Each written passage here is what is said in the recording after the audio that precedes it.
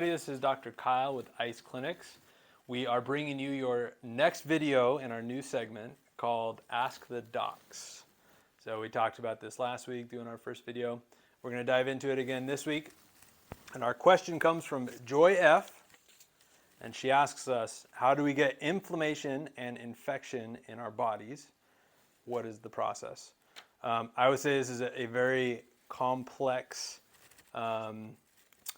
detail-oriented couple subjects to talk about, but because these videos are meant to be more short and to the point, I'll try and get to it as best I can. Inflammation, you guys have heard me do videos on inflammation in the past. Think of it in terms of we have acute inflammation in our bodies, which is good. That's usually a response to a stress, like an injury, a sprained ankle, a cut, an abrasion, which is a normal process that we want to occur in our bodies. When it becomes bad is when it is chronic. So it means that there's some type of irritation to our body that's either low grade or repetitive enough that we keep making that same response.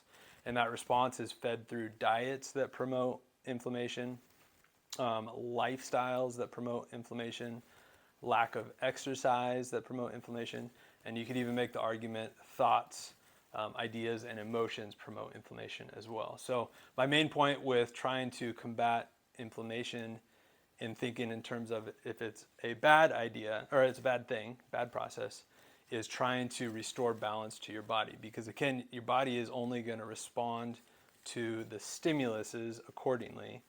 The main thing that you have control over is the stimulus and the environment that promote it. Infection would be a very similar idea and concept in that we have bacteria that live in us all the time. They usually stay in kind of a harmonious balance with fungi, parasites, viruses. All these things live within us, and they're part of our biome that we have in our bodies. And so the problem is when it gets out of balance from stress, from any number of factors, then we start to see things that creep up, whether that be a dormant virus, a bacterial infection.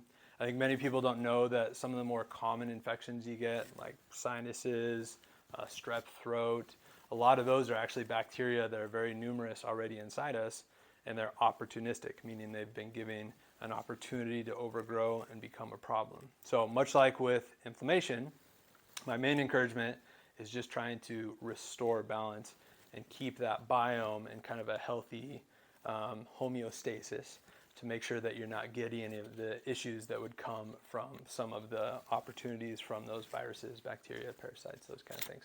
So hopefully that gives you a little bit of insight. It's all about the balance. A couple of things that I would do to naturally encourage restoring that balance. As far as infection, I think a good probiotic is always a solid idea, on top of eating fermented foods regularly throughout your diet. That can go a long ways as far as keeping that balance. There's a lot of good natural products out there. We carry Lost Leaf Naturals for our CBD products. So CBD is a really good natural way of fighting inflammation. And one really neat way that we've been using, one service we've been using in our clinic a lot lately that's very effective at knocking down inflammation titers is the red laser diode and cold lasers. So there's definitely options out there to fight this stuff naturally. Don't feel like you got to jump straight towards the medications.